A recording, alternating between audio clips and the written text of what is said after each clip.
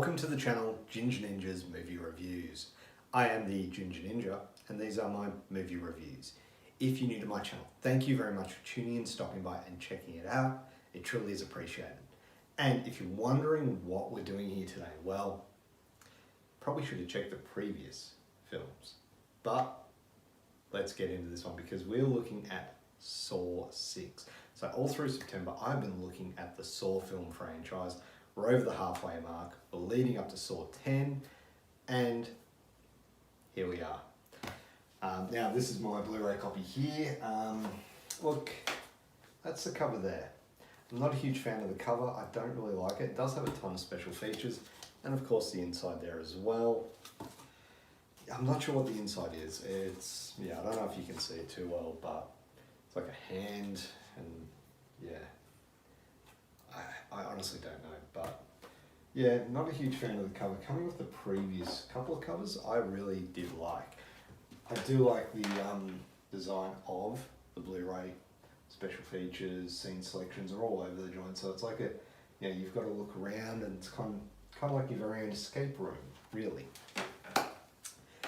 Anyway, we are looking at Saw 6, which came out in 2009. Now, it's directed by Kevin Grutert. Hopefully I'm pronouncing that name correctly. I'm probably not, but whatever. The film again stars Tobinbell, Costasmandylor, Scott Patterson, Betsyrussell, Mark Rolston, Athena Karkanis, and many, many more. Now, I will be discussing plot specifics and there will be spoilers ahead, so if you have not seen this, you've been warned. Now, the Sawfilm franchise was originally created by Jameswan and Lee Winnell, and they burst into the horror scene back in 2004, reinvigorating the genre with its unique blend of gruesome traps and intricate storytelling. However, as the series continued its descent into seemingly endless spiral of sequels, it became increasingly apparent that the initial spark of creativity had fizzled out. Now, this one, it kind of goes on the same track with its downward trajectory, and it does offer a little more than a hollow shell of its former self. However, that is not to say this is a bad film. In fact, it's quite a good film, especially in the franchise overall. However, when you're comparing it to previous entries like the original, that's a tough match. Like, this series has been churning out films year after year after year for the last 5 years, from 2004 to 2009. How do you capture the ingenuity and intrigue of the original? Like, how do you capture that lightning in a bottle twice? It's going to be difficult, but like I said, it's not to say that this is a bad film. It's just hard to live up to the original. Anyway, one of the biggest issues I had with this film was its failure to inject fresh ideas into a franchise that's beginning to run on fumes. I will say this, however, I did, rewatching this one, I can see how this particular installment could tie into Saw 10. But look, that's to be seen. There are hints where I can see where it could, but what do I know? Anyway, at this point, the series' formula became painfully predictable. A group of morally ambiguous individuals find themselves ensnared in a series of sadistic life or death traps. Now, this is for Jigsaw, Johnkramer, played by Tobinbell, to deliver his twisted moral sermons. And this has a personal connection to him. So this is one of the things I did like about it, and this will tie into the writing. Okay, and I'll get on that in a moment, but this is more about the cast, and in particular the central character, William Easton, portrayed by Peter Outerbridge. He's an insurance executive, and he's forced to make life or death decisions using a formula. There is no personal connection to them. However, Johnkramer comes to him with a solution to his, or not a solution, a possible cure for his cancer. and he is rejected based on this formula. So, and that has happened many times, so this is part of his lesson. And this film's attempt to tackle a relevant issue is commendable. The the execution of the film itself sometimes falls short, and it can feel a little heavy-handed at times. And this is one thing that makes Saw 6 stand out in this series, is its deeper explanation of, or examination of, moral grey areas. William Easton's character is a complex he's a complex individual. I love the twist at the end where he's midway through the movie, he's on the phone to, you think it's his wife, in this room here. In the film, you see a wife and son. But you also see another person who ties into it as well, and that's really, really good. I enjoyed that twist at the end. And this is what I mean. This film isn't a bad film. It's probably one of the better ones in the series, in my opinion. But yeah, anyway, back to the character and the cast. William Easton's character is a complex individual, and the film raises questions about the price of greed, the consequences of one's actions, and whether redemption is possible. It's a layer of depth that's not always present in these films. Further to this, we now have Jill Tuck, who's been involved in the Jigsaw killing since the beginning.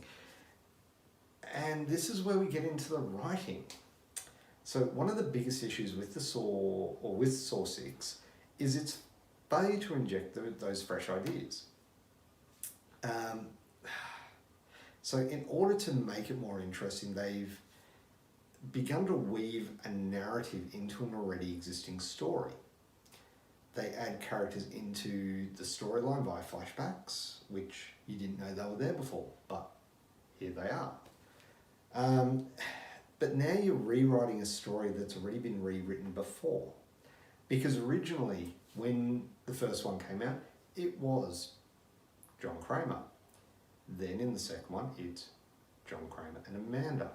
Then it's John Kramer, Amanda, Mark Hoffman. Now it's John Kramer, Amanda, Mark Hoffman, and Jill Tuck.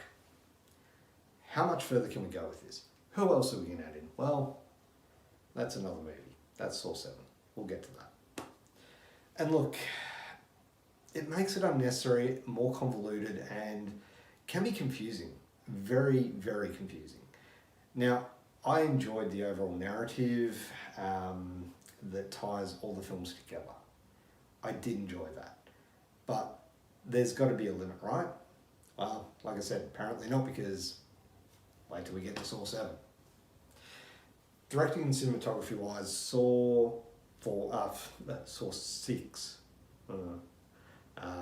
Saw 6 maintains the franchise's signature dark and gritty visual aesthetic and style, which lends a consistent atmosphere throughout. Yeah, they've started in a dark and dingy bathroom, that sickly yellow look of the building they were in Saw 2. Then you've got the rusty looks. This one appears to be set in maybe an old, rundown or closed zoo, or a reptile enclosure or something like that. Something like that. And it looks rundown. It looks dirty. It looks gritty. It gives it a good feel. However, that visual continuity through the series can't mask the film's myriad of flaws. The movie does suffer from some of the usual Saw franchise pitfalls. The plot can be a bit convoluted, and you honestly might find yourself scratching your head at times, trying to piece together all the twists and turns that they've just injected in.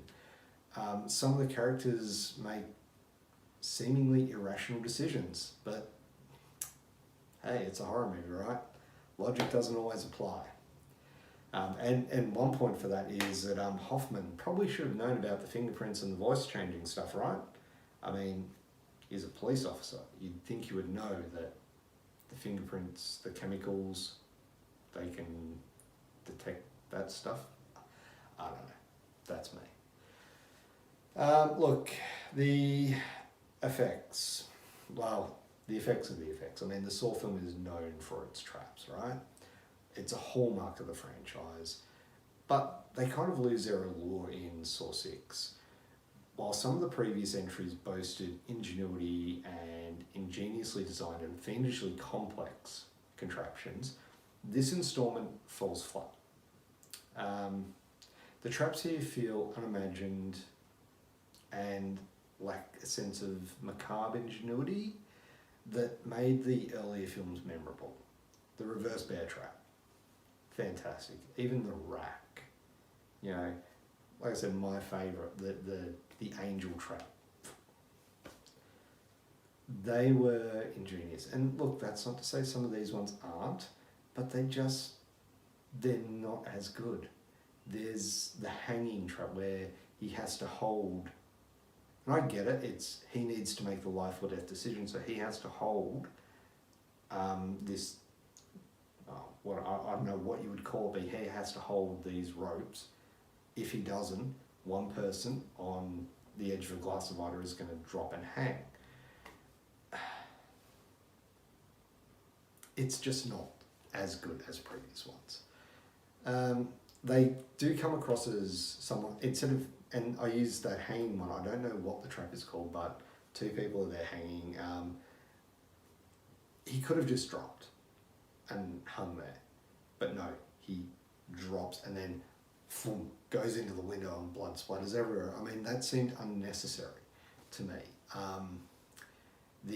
However, I will say the roundabout trap, the shotgun roundabout trap, that was a highlight.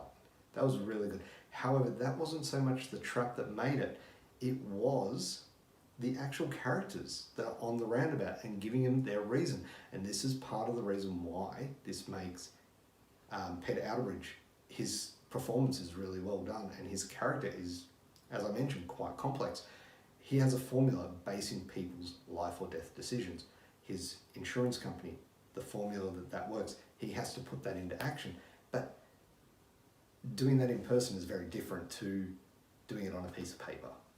And that's part of what he has to learn in this series. Rewatchability. This one is definitely a step up from the previous one, Saw 5. The supporting cast, including Peter Outerbridge and costasmandylor, their performances are really good. I do enjoy Peter Outerbridge's character, and like I said, he does a good performance, but costasmandylor, his turn, his change. Rewatchability. So this one definitely a step up from Saw 5. And this is primarily down to the cast.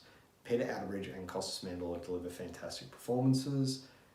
In fact, costasmandylor's changing character from, well, I guess a change in his character from, he was more cold and clinical, whereas this one he's vicious. And you really can't go past that when they do discover he is Jigsaw's accomplice.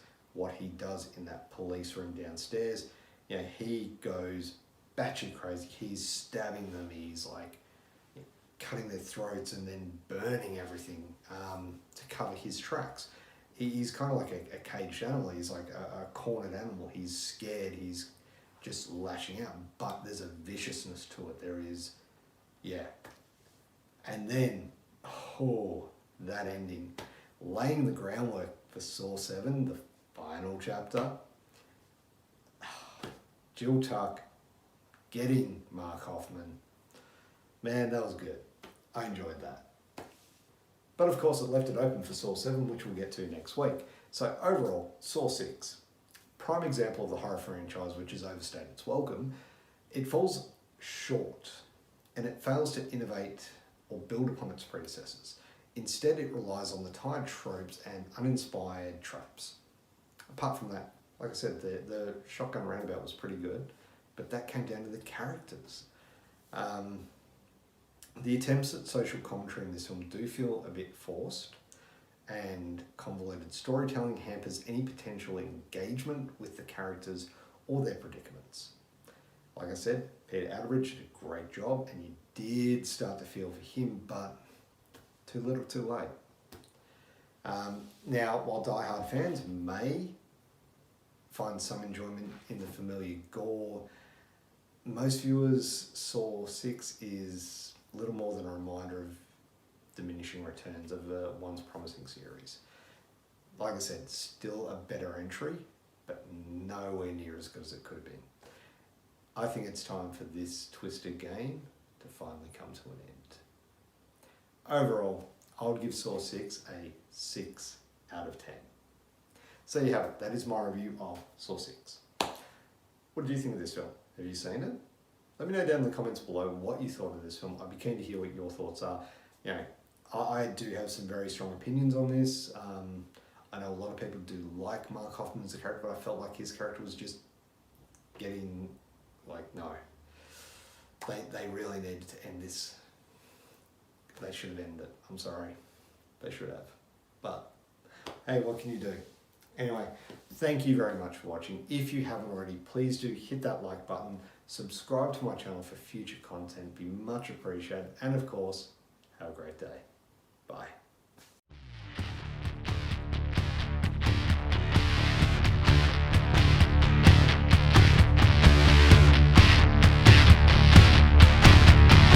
We're looking at this.